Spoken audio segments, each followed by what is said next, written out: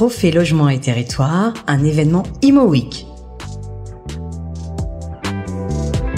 Les trophées Logement et Territoire qui vont s'ouvrir d'ici quelques instants par la table ronde qui va durer 2 heures. Les solutions pour sortir de la crise. Parmi les invités participants à cette table ronde, il y a Stéphane Dallier. Bonjour Stéphane Dallier. Bonjour. Vous êtes directeur général du pôle promotion résidentielle du groupe Nexity. C'est ça. Alors Nexity confronté évidemment comme tous les grands professionnels à cette crise. Est-ce qu'elle est différente des autres crises, celle-ci? Ah oui, je pense qu'elle est différente parce que on a démarré par une crise de l'offre depuis quelques années. Et puis, au fur et à mesure de la crise de l'offre, on a créé quand même une pénurie de logements. Et là, depuis l'augmentation des taux, on n'est pas dans une crise de la demande, on est dans une crise de la solvabilité de la demande. Et donc, le particulier a extrêmement de mal à se financer et à acheter des logements. Il a perdu entre 25 et 30% de son pouvoir d'achat immobilier. Une crise qui intervient dans un moment de transition, de changement de modification des usages, que ce soit en matière de famille, en matière de travail également. Donc, il faut s'adapter à tout cela. Il faut s'adapter et je crois que cette crise a la particularité de tout cumuler en même temps, puisqu'on nous demande, et c'est bien normal, d'accélérer la transition écologique qui a un coût, mais on voit bien que ce coût n'est pas répercuté, ne peut pas être répercuté dans le prix de nos logements, parce que même déjà sans ce coût, on n'arrive pas à trouver des clients. Donc tout est un peu bouleversé. À ça se rajoute la loi climat et résilience, qui fait que le marché est figé aussi au niveau de la location, donc ça n'arrange pas les choses. Alors on sait que cette année a été, l'année 2023 en tout cas, a subi une perte en termes de construction, en termes de nouveaux logements. Vous l'avez ressenti, vous, chez Nexity? Oui, on l'a ressenti. Alors je ne peux pas communiquer dessus puisque on va communiquer nos chiffres fin février, mais évidemment qu'on l'a ressenti et toute la profession l'a ressenti. La FPI annonce, alors les chiffres vont tomber d'ici quelques semaines, mais entre 85 et 90 000 logements sur la partie promotion collective.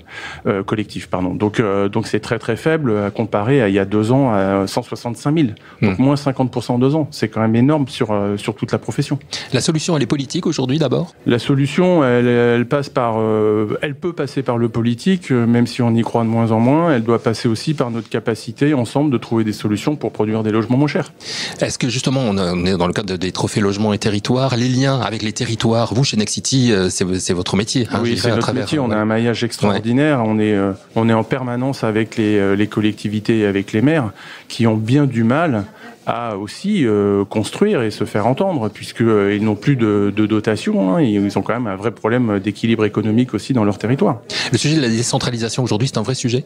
C'est un vrai sujet, oui, c'est un vrai sujet. Après, on va voir déjà ce qu'il y a réellement dans cette décentralisation et puis comment les maires l'accueillent et si c'est bénéfique ou pas sur leur envie et leur capacité à produire du logement. On le disait, dans un domaine politique. On n'a toujours pas, peut-être aujourd'hui dans la journée, on aura un ministre du logement. Il n'y en a toujours pas aujourd'hui, 3 semaines après la nomination du gouvernement Attal. C'est grave qu'on n'en ait toujours pas aujourd'hui? C'est grave, je ne sais pas si c'est grave. En tous les cas, j'en parlais à Pascal Bonnefille, je crois de mémoire que c'est la première fois qu'on fait ce type d'événement sans un ministre en exercice. Ça veut dire beaucoup de choses. Ça veut dire qu'ils cherchent peut-être la bonne personne ou peut-être qu'ils vont conserver aussi le ministre actuel. Mais bon, il faudrait qu'il arrive parce qu'on n'a plus d'interlocuteur. On avait commencé à travailler avec le cabinet sur des simplifications de normes, sur le zonage, et puis tout s'est arrêté, donc on perd du temps.